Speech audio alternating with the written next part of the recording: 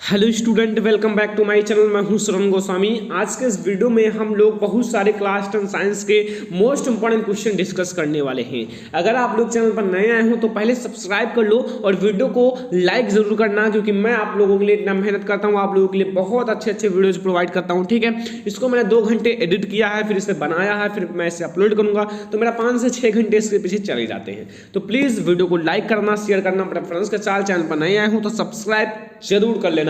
फिलहाल चलो प्रश्न नंबर फर्स्ट की ओर बढ़ते हैं। लिखा हुआ है बिंब। किसी बिंब का अर्थ एनसीईआरटी में बिंब जो है ना वो वस्तु अर्थात वस्तु होता है, ये याद रखना। ठीक है, तो लिखा हुआ है किसी बिंब का वास्तविक तथा समान साइज की प्रतिबिंब प्राप्त करने के लिए बिंब को उत्तल लेंस के सामने कहाँ रखा जाए। एक उत्तल लेंस है, उसके सामने ऐसे उत्तल लेंस है और इसके सामने इसे कहाँ रखा जाए। ठीक है, तो आप लोग तो जानते होंगे, ऑप्शन ए है लेंस के मुख्य अक्ष पर, ये ऑप्शन बी है फोकस दूरी की दोगुनी पर, ऑप्शन सी है अनंत पर, ऑप्शन डी है लेंस के प्रकाशिक केंद्र तथा मुख्य अक्ष के बीच में। वैसे अगर दर्पण पूछा जाता तो वक्रता केंद्र कहा जाता, लेकिन यहाँ क्या होता है ना, फोकस दूरी की दोगुनी अर्थात फोकस दूरी की दोगुनी पर रखी जाएगी। ठीक है, फोकस दूरी की दोगुनी पर रखी जाएगी, फोकस दूरी की दोगुनी पर। समझ में आया? आपका ये ऑप्शन बिल्कुल करेक्ट है, बी नंबर ऑप्शन बिल्कुल करेक्ट है। फोकस दूरी की दोगुनी पर कहाँ रखी जाएगी स्टूडेंट? फोकस दूरी की दोगुनी पर। ये सब क्वेश्चन आपको याद रखना है, क्योंकि ये सब क्वेश्चन आपके बहुत ज़्यादा मोस्ट इंपॉर्टेंट है। तो प्लीज़ स्टूडेंट आज से ही याद करना स्टार्ट कर दो। जितने भी ऑब्जेक्टिव क्वेश्चन बनेंगे सबको मैं डिस्कस कराने वाला हूँ। तो पहला क्वेश्चन आप लोग नोट कर लो या फिर ले सकते हो स्क्रीनशॉट। मैं इसे हटा देता हूँ और आप लोग स्क्रीनशॉट ले लो, एक छोटा सा टिक यहाँ लगा लो। ठीक है, बस स्क्रीनशॉट ले लो पहले क्वेश्चन का। ऐसे मैं आप लोगों को दिखाता रहूँगा। दूसरा क्वेश्चन आप लोग देख लो। यदि उत्तल लेंस के सामने 2f पर रखी जाए, यदि उत्तल लेंस के सामने वस्तु 2f पर रखी जाए तो उसका प्रतिबिंब बनेगा। चलो बताओ, उसका प्रतिबिंब कहाँ बनेगा? 2f पर वस्तु रखी हुई है अर्थात वक्रता केंद्र पर रखी हुई है। तो सोचो, अगर आप लोग ये याद रखना, समान साइज का प्रतिबिंब बनेगा और अगर वक्रता केंद्र पर रखी जाएगी तो प्रतिबिंब भी वक्रता केंद्र पर बनेगा अर्थात 2f पर रखी जाएगी तो f पर बनेगा c। ठीक है, c पर रखी जाएगी तो c पर ही बनेगा, ये याद रखना स्टूडेंट। ठीक है, अर्थात अगर कहीं भी अनंत पर नहीं बनेगा, 2f पर बनेगा, f पर नहीं बनेगा और f तथा प्रकाशिक केंद्र के बीच नहीं बनेगा। अर्थात अगर 2f पर प्रतिबिंब यानी कि वस्तु है तो 2f पर ही प्रतिबिंब आपको प्राप्त होगा। समझ में आ गया होगा ये 2f पर। ठीक है, हर एक क्वेश्चन आपको समझना है, वीडियो को लाइक करना है, शेयर करना है। ठीक है, और आपको हम ऐसे ही वीडियोज प्रोवाइड करते रहेंगे। फिर आगे बढ़ते हैं। तीसरा नंबर क्वेश्चन आपके सामने आ चुका है। देखो, तीसरा है 1 मीटर अर्थात इसे 1 मीटर ऐसे भी लिख सकते हैं। कैसे? मैंने बताया ना, 1 लिखो, बगल में m लिख दो, 1 मीटर। ठीक है, मीटर दूरी के उत्तल लेंस की क्षमता होगी। अगर 1 मीटर कहा जाता है तो उसकी उत्तल लेंस अर्थात फोकस दूरी उत्तल लेंस में कौन सी होती है स्टूडेंट? बताओ, प्लस। तो अब सोचो, 1 मीटर फोकस दूरी के उत्तल लेंस की क्षमता होती है। तो अगर 1 मीटर कहा जाए तो आपकी 1 डायोप्टर होगी। ठीक है, 1 डायोप्टर होगी। और ये भी समझ लो, 1 डायोप्टर बराबर होता है 1 मीटर के। ठीक है, 1 मीटर के। अगर सेंटीमीटर में कहा जाएगा तो 100 सेंटीमीटर के। ठीक है, ये याद रखना। तो अगर 1 मीटर फोकस दूरी के उत्तल लेंस की क्षमता होगी, 1 डायोप्टर होगी। ठीक है, यहां से क्लियर हो गया तीसरा नंबर क्वेश्चन। मैं यहां टिक मार देता हूं छोटा सा और आप लोग ले लो स्क्रीनशॉट। तीसरा नंबर क्वेश्चन है।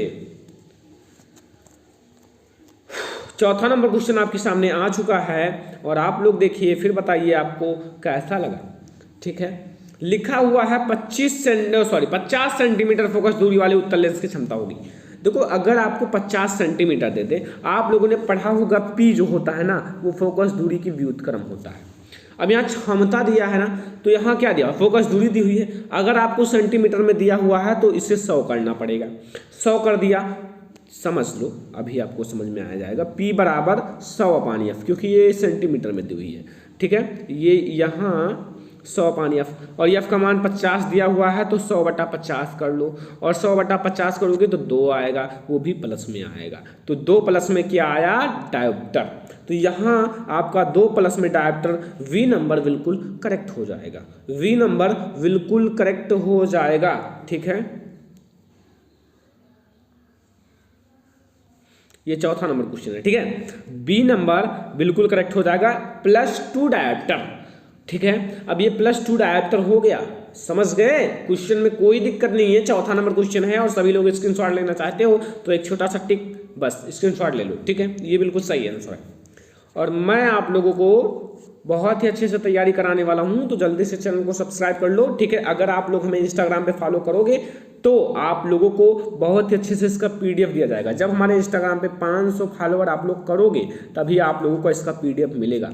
300 से ऊपर है और अगर आप लोग 500 करोगे तभी आपको इसका पीडीएफ मिलेगा, वरना पीडीएफ नहीं मिलेगा। और आप लोगों को हमारे इंस्टाग्राम का लिंक इस वीडियो के डिस्क्रिप्शन में है, हमारे इंस्टाग्राम का लिंक इस वीडियो के डिस्क्रिप्शन में, या मैं बता देता हूँ, SHRAVAN शर्मन लिखो, इंस्टाग्राम में सर्च कर लो, 1 2 3 4 यानी कि 4 0 लिखो, अर्थात शर्मन 20,000 लिखना है, आपको हमारा इंस्टाग्राम मिल जाएगा। ये हमारा इंस्टाग्राम आईडी है, या फिर लिंक इस वीडियो के डिस्क्रिप्शन में। 500 हो जाएंगे फिर मैं आपको इसका पीडीएफ तुरंत प्रोवाइड कर दूंगा। ठीक है, तुरंत, मुझे कोई दिक्कत नहीं। छठवां, -10 डायोप्टर व क्षमता वाले उत्तल लेंस की फोकस दूरी होगी या लेंस की फोकस दूरी होगी। ये देखो, ए नंबर है 10 सेंटीमीटर, बी नंबर है 10 मीटर, -10 सेंटीमीटर या फिर -10 मीटर।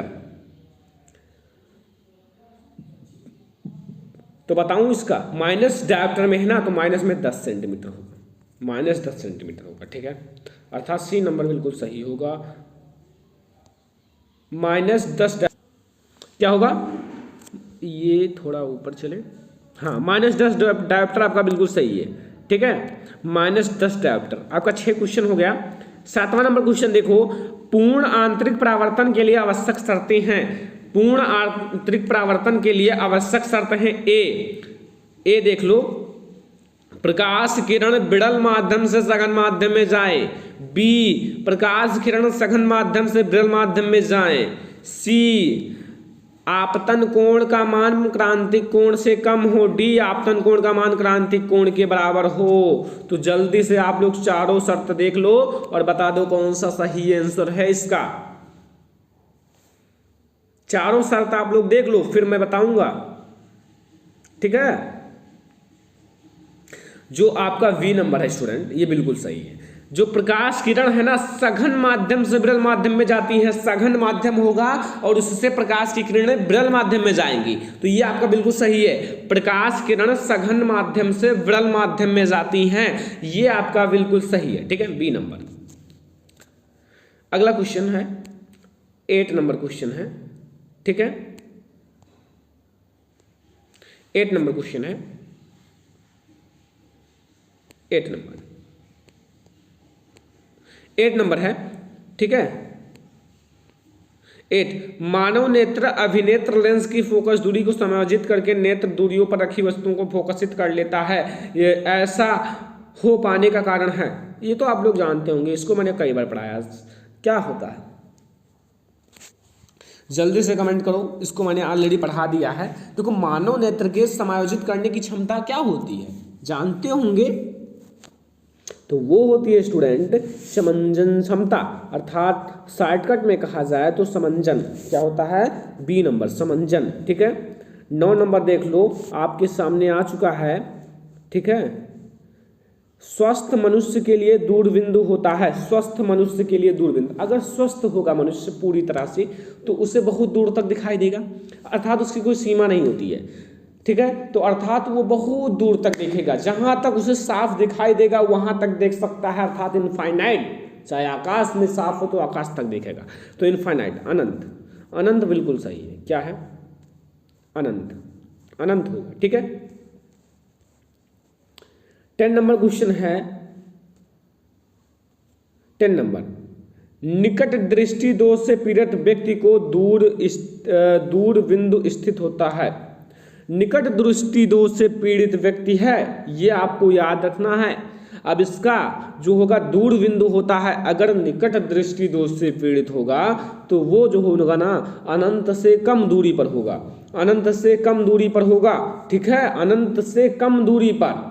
अगला 11 नंबर, दूर दृष्टि दोष के कारण प्रतिबिंब बनता है। जो दूर दृष्टि दोष है ना उसके कारण प्रतिबिंब बनता है। बताओ, रेटिना पर या रेटिना के पीछे या रेटिना के आगे या नेत्र लेंस पर।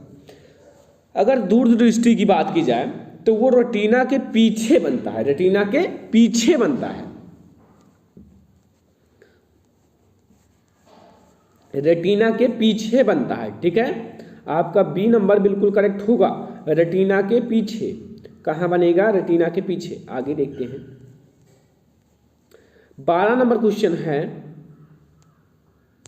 12 नंबर, ठीक है। ताप बढ़ाने पर किसी चालक का वैद्युत प्रतिरोध, बताओ, ताप बढ़ाने पर किसी चालक की वैद्युत प्रतिरोध में क्या होता है? आपके पास 4 ऑप्शन हैं, ठीक है। अब इसमें से जो सही हो वो आप लोग हमें बता दो। वैद्युत प्रतिरोध अपरिवर्तित रहता है या बढ़ता है या घटता है या कभी बढ़ता है कभी घटता है।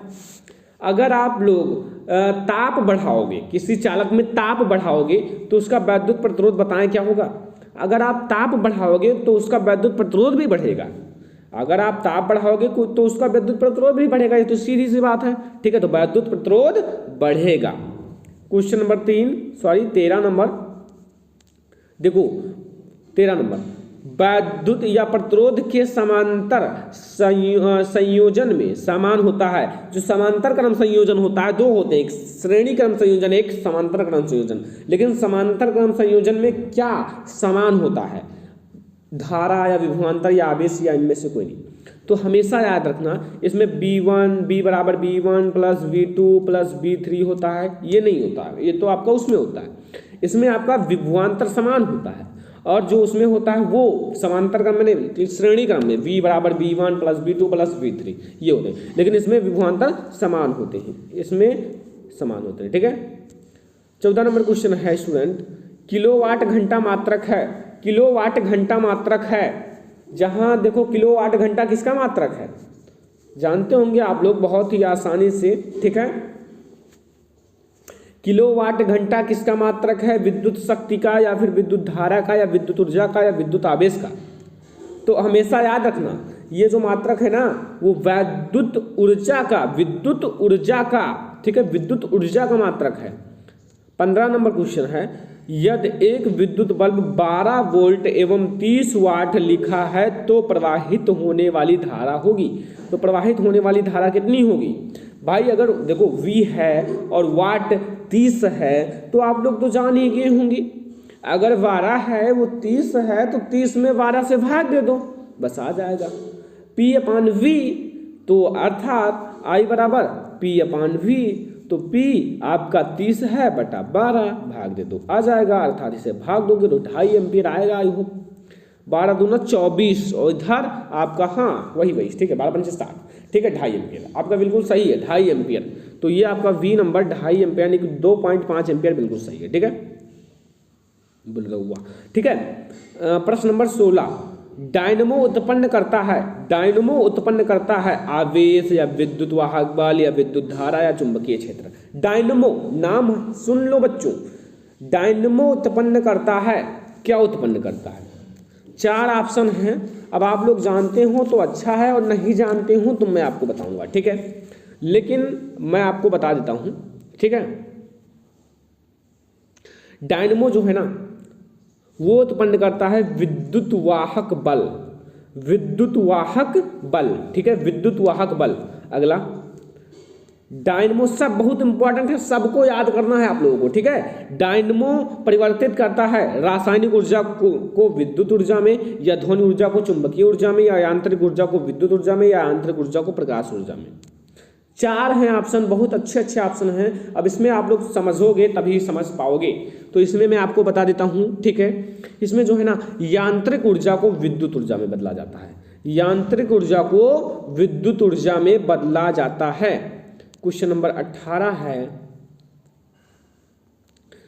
ठीक है। विद्युत मोटर परिवर्तित करता है ए रासायनिक ऊर्जा को यांत्रिक ऊर्जा में, यांत्रिक ऊर्जा को रासायनिक ऊर्जा में, या यांत्रिक ऊर्जा को वैद्युत ऊर्जा में, या वैद्युत ऊर्जा को यांत्रिक ऊर्जा में। 4 ऑप्शन है, अब जो भी आपका सही हो वो बता दो। ठीक है, तो इसका जो सही आंसर है ना वो है स्टूडेंट वैद्युत मोटर की बात है। ठीक है, तो ये जो है वैद्युत ऊर्जा को यांत्रिक ऊर्जा में बदलता है। विद्युत ऊर्जा होती है उसे कार्य करने पर, यानी कि यांत्रिक ऊर्जा में। डी नंबर आपका बिल्कुल सही है, डी नंबर वैद्युत ऊर्जा को यांत्रिक ऊर्जा में। क्वेश्चन नंबर 18 एक 19 है। तांबे के तार की एक आयताकार कुंडली किसी चुंबकीय क्षेत्र में घूर्णी गति से कर रही है। इस कुंडली में प्रेरित विद्युत धारा की दिशा में कितने परिक्रमण या पश्चात परिवर्तन होंगे? तो कितने परिवर्तन होंगे, समझ गए कितने होंगे? तो वो है स्टूडेंट ना, वो आधा ही होगा, क्योंकि आधा ही परिवर्तन होता है। आधा ऐसे चलता है, फिर आधा आधा आधा आधा करके पूरा चक्कर लगाता है। ठीक है, आपका लास्ट क्वेश्चन 20 नंबर। विद्युत चुंबकीय प्रेरण में एक कुंडली में प्रेरित विद्युत वाहक बल अनुक्रमांकपाती होता है। तो वो जो है स्टूडेंट ना, वो अनुक्रमांकपाती किसके होता है? डी नंबर, यानी कि चुंबकीय फ्लक्स में परिवर्तन के दर के, चुंबकीय फ्लक्स में परिवर्तन के दर के। तो स्टूडेंट आज का ये हमारा वीडियो था 20 मोस्ट इंपॉर्टेंट क्वेश्चन। तो अगर आप लोग हमारा इंस्टाग्राम पे 500 फॉलोअर कराते हो तो आप लोगों को इसका PDF मिलेगा। इंस्टाग्राम ID है मेरा SHRAVAN सरवन लिखोगे, फिर 2 के पीछे 1 2 3 4 0 रख दो। ठीक है, यानी कि 20,000 सरवन 20,000 ये हमारा इंस्टा ID है। तो इसका लिंक भी आपको डिस्क्रिप्शन में मिल जाएगा, या फिर आप इंस्टाग्राम पे सर्च भी कर सकते हो। ठीक है, तो वीडियो पसंद आया वीडियो को लाइक कर दो, शेयर कर दो अपने फ्रेंड्स के साथ। चैनल पर नए आए हो तो सब्सक्राइब करने के बाद बेल आइकन को प्रेस कर लो। तो स्टूडेंट फिलहाल इस वीडियो में इतना ही, तब तक के लिए धन्यवाद, टाटा बाय बाय।